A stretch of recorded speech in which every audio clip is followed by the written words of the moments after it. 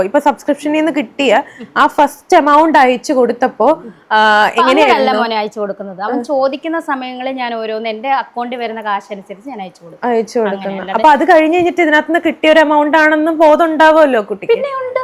അപ്പൊ പിന്നെ അന്നേരം എന്താ ഇത് വേണ്ടമ്മ, ഇത് ഇതിനകത്ത് കൂടി കിട്ടിയതല്ലേ എന്ന് പറയാത്തത്? അതാണ് ഞാൻ പറഞ്ഞത്. ഇതെല്ലാം കഴിഞ്ഞിട്ട് അമ്മേനെ എന്താണ് കാണാൻ വരാത്തെന്ന് ജനങ്ങൾ ചോദിക്കുമ്പോ ഒരു ന്യായം പറയാൻ വേണ്ടിട്ട് ഒരു മെസ്സേജ് എനിക്ക് അയച്ചു. അമ്മയെ ഹൃദപ്പം കാണുന്നതല്ലേ. അപ്പൊ ഞാൻ ഇത്രയും ആ മെസ്സേജ് അവൻ കാണിച്ചായിരുന്നല്ലോ, സ്ക്രീൻഷോട്ട്. ഞാനിപ്പോ തിരിച്ചയച്ചു. എടാ അതിന് ഞാൻ എന്ത് തെറ്റ് ചെയ്യുന്നില്ലല്ലോ. എത്രയോ പേര് കുടുംബത്തിൽ ഓരോ ഇപ്പം ബിക്കിനി ഇട്ട് അഭിനയിക്കുന്ന സ്ത്രീകൾ, ഞാൻ അവരെ കുറ്റപ്പെടുത്തത്തില്ല. പണ്ടേ ഞാൻ പറഞ്ഞില്ല, അത് അവരുടെ ഇഷ്ടമാണ്. അമ്മ അങ്ങനൊന്നും കാണിക്കുന്നില്ലല്ലോ, ഞാൻ അതൊന്നും ചെയ്യുന്നില്ലല്ലോ. പിന്നെ എന്താണ് നിന്റെ പ്രശ്നം?